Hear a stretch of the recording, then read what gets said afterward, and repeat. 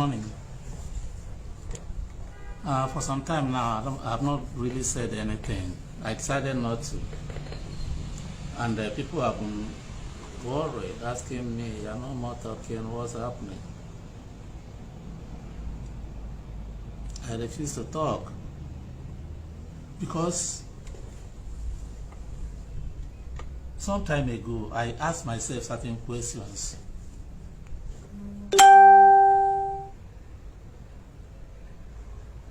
I asked myself certain questions. I remembered during Goodluck Ebele Jonathan's regime, when this Boko Haram issue came up, the present president, Muhammad Buhari, said that any attack on Boko Haram is an attack on the north. Then he wasn't the president, he was the leader of the opposition. Everybody saw it. Most newspapers carried it. Even when Jonathan wanted to negotiate with the Boko Haram people said their representative would be Buhari. They appointed Buhari as their representative. Everybody saw it.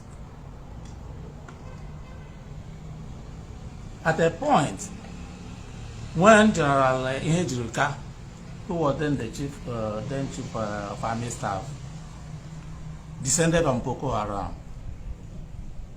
some leaders from the north accused him of genocide. They even wrote to the United Nations accusing Jonathan and Uwazurike of genocide against the north. Some northern governors and some emirs went to America to petition against Jonathan's administration that they were annihilating the north.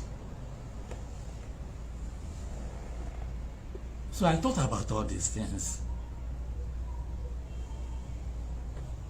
Then I came back to myself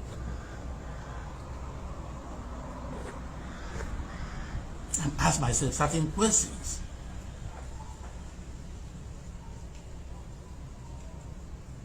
As Ijelende, when I was to be conferred the title of Ijelende, immediately after the death of our leader, Odumegwu,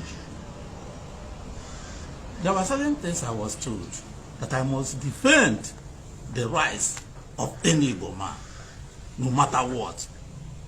That I must protect the Igbos wherever I am, no matter the circumstances.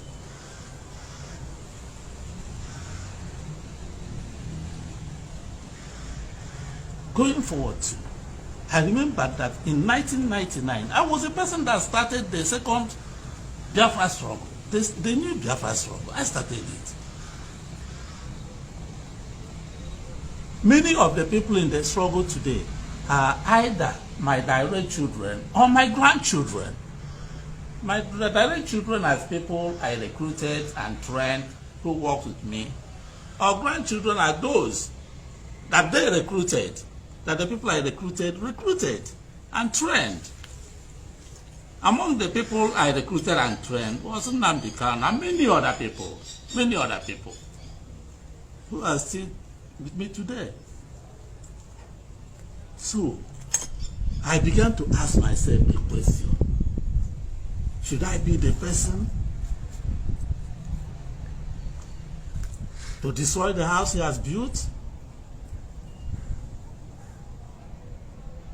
Should I be the person to give out an Igbo man?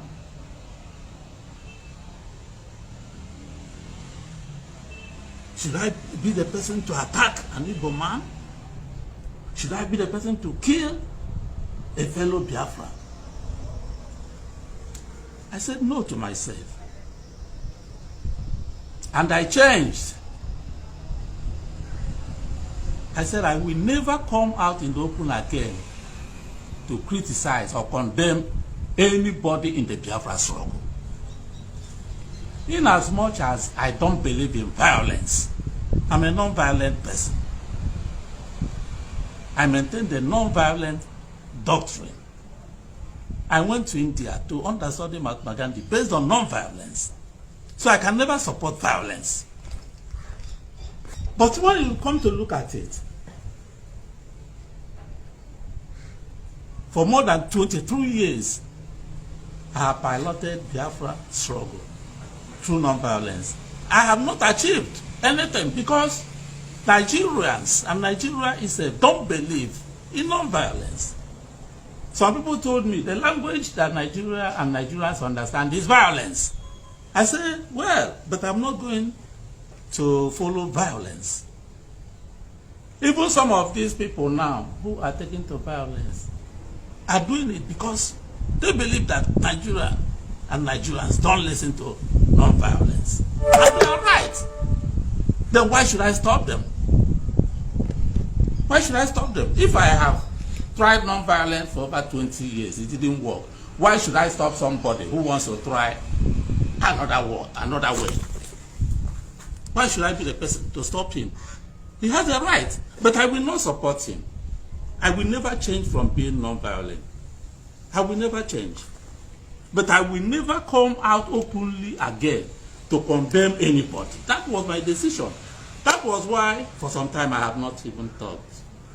That was why, when some people were accusing me that I have changed, I remember when the Minister of Information, Lai Mohammed, accused the IPOB of killing innocent some policemen. I came up against him. I made a video condemning him, saying, how do you know, or how did you know that those who killed the policemen were IPOB? So some of our people in the struggle, through their radio stations, were blaming me, saying, making remarks. Now some people are now saying, how do you know that the people who are killing people are IPOB?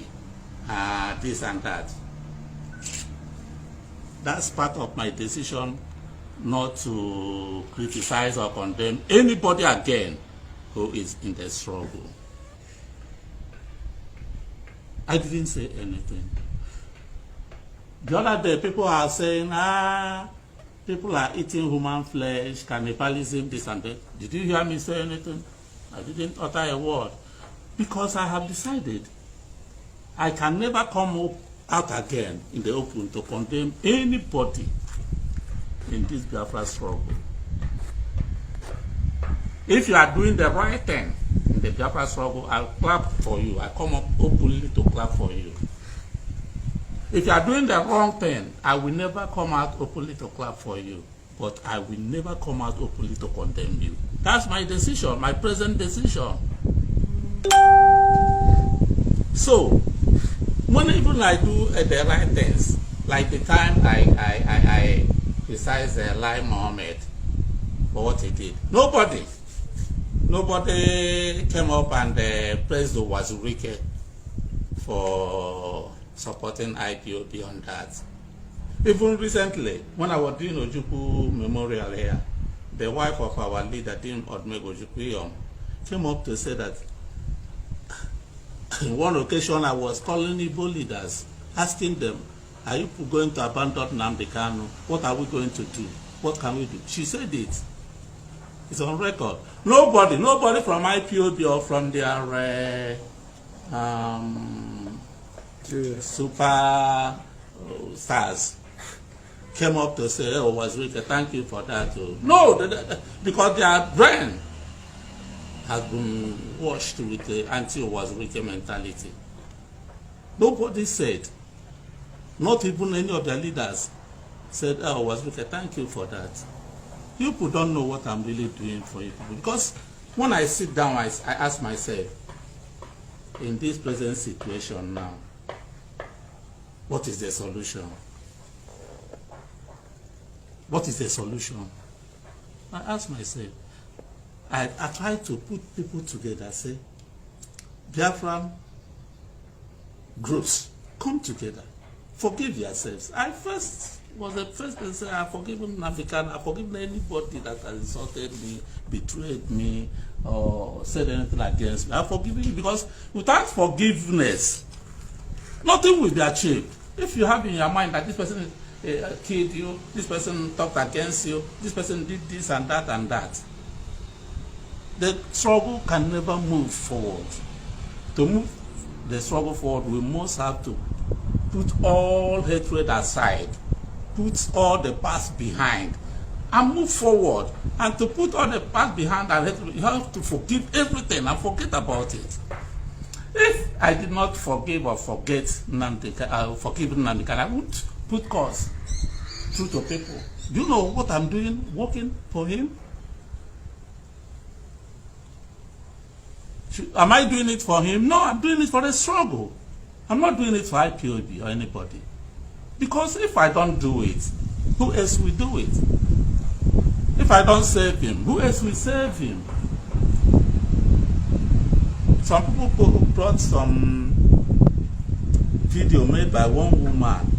They say it's in South Africa. They say it's Oluchi Lloyd or what. I don't know her. I don't have any business with her. I can't have any business with someone like her, because she's too small to me. Too small in the sense that some of my children are senior to her in age. When I started, I look at her age as around 30 years or thereabout. So I started the struggle in 1999. If she's 30 years now, 30 minus 23, she was about 7 years when I started the struggle. But I listened to the video. Somebody asked her to tie Uwazurike onto what Asari Dukobor said. Asari Dukobor said that he promised to smoke Nnamdi Kanu out, and he succeeded in doing it. What has Uwazurike got to do with that? Did Asari Dukobor say that he and Uwazurike teamed up to smoke Nnamdi Kanu out? Personally, I don't support what Asari Dukobor said. I didn't like that. I didn't like that. Maybe he said that out of annoyance. Maybe he said that out of annoyance, which he has not even explained the reason. But I know that some time ago, just a few weeks ago, the leadership of IPOB took up a press statement that Asari Dukobor and some governors had camps in the Niger Delta where they were training people. I don't know how valid that information was. I didn't go into it. That may be, I'm not speaking for Asari Dukobor, but that may be his annoyance, if actually that was a fallacy or a propaganda. That is what I'm thinking. But I'm not speaking for him. For me, I don't like what he said. Anybody working against another person in the struggle, you are destroying the struggle. Any Biafran who is working against another Biafran, you are not doing that thing to that person you are working against. You are working against the struggle itself. So I take exception to what Asari Dukobor said as a person. As a person. I don't gain anything that Nnamdi Kanu is in prison or in detention now. If I gain anything, I will never call people to say, please, let us all talk. Let us begin to talk on how to free Nnamdi Kanu. Why must you tie Uwazurike to it, to what Asari Dukobor said? What is my business there? Asari Dukobor has been my friend. We were detained together in the early 2000s. We have been friends. It doesn't mean that he buys into all the things I do. At times he will even call me and say, no, that's what he calls me. Senior brother. Senior brother, what? I don't buy this. Even when we sit together, we argue a lot. There are so many things I will say. He said, no, I don't buy into it.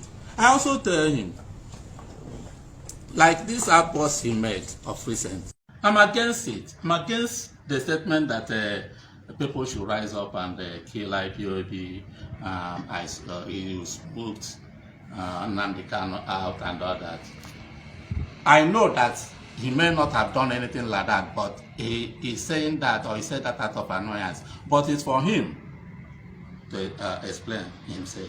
But I don't want anybody to tie me to something anybody says. Asari Dukobor is an adult. He was working with you people at some time. You people sent your men for him to train at some time. Did you ask me? Was I there? Why must you tie me to what Asari Dukobor said? Because you can never see anything good about Uwazurike because of how your head and brain have been programmed against Uwazurike. Otherwise, this little girl now in South Africa talking against me. Have you met her for Uwazurike before?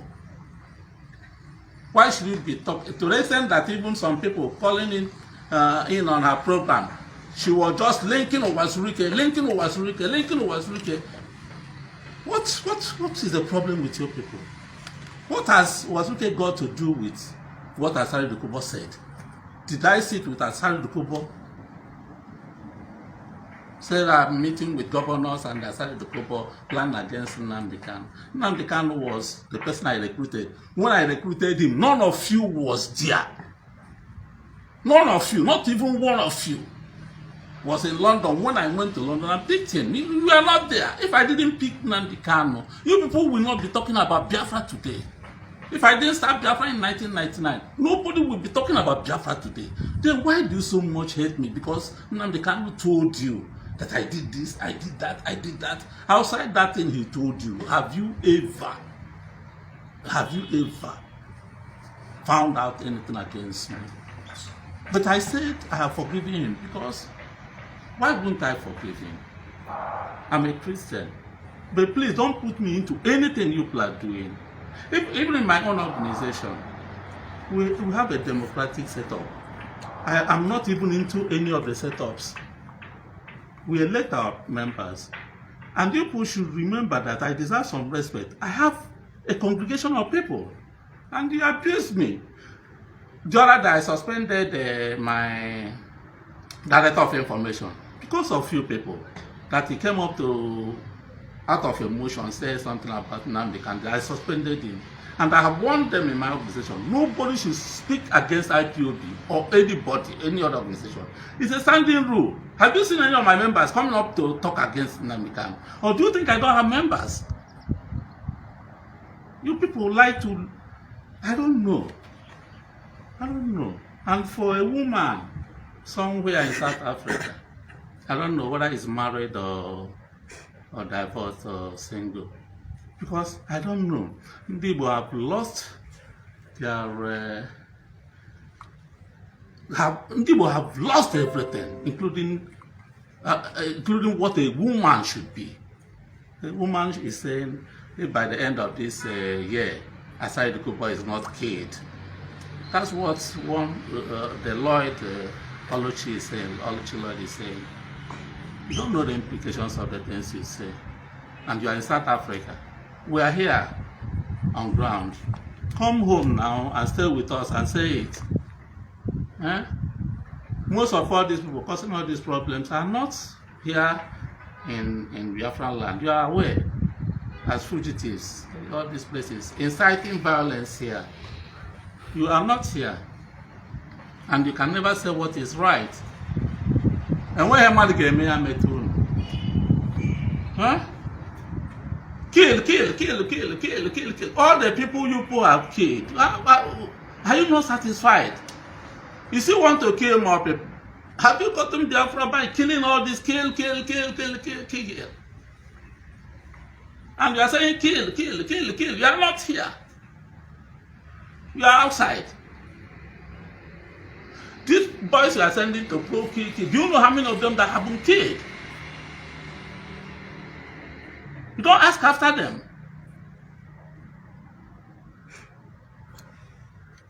Now what for you people? I wonder the type of leadership IPOB has. You don't have even control over women. Look at it now. You are fighting against yourselves. Autopilot. You do kingdom. You do republic. You are not even fighting to say, how do you resolve this internal conflict, crisis existing among us?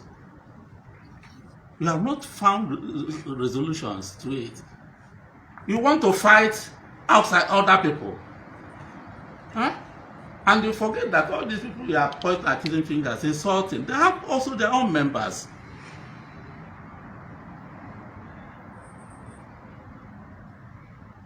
If the leadership of IPOB is effective, I don't think all these women will be given the chance to come up on the internet to insult people. We know what we do to regulate our members. But in IPOB, there's no such regulation. Everybody talks.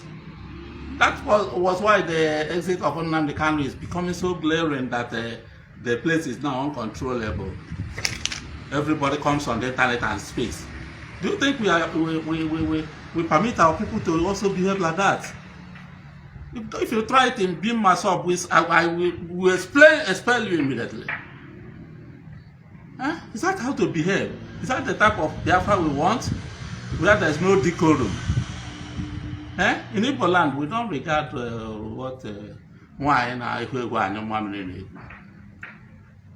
whatever I'm doing in the struggle, it's not for anybody, it's for the struggle.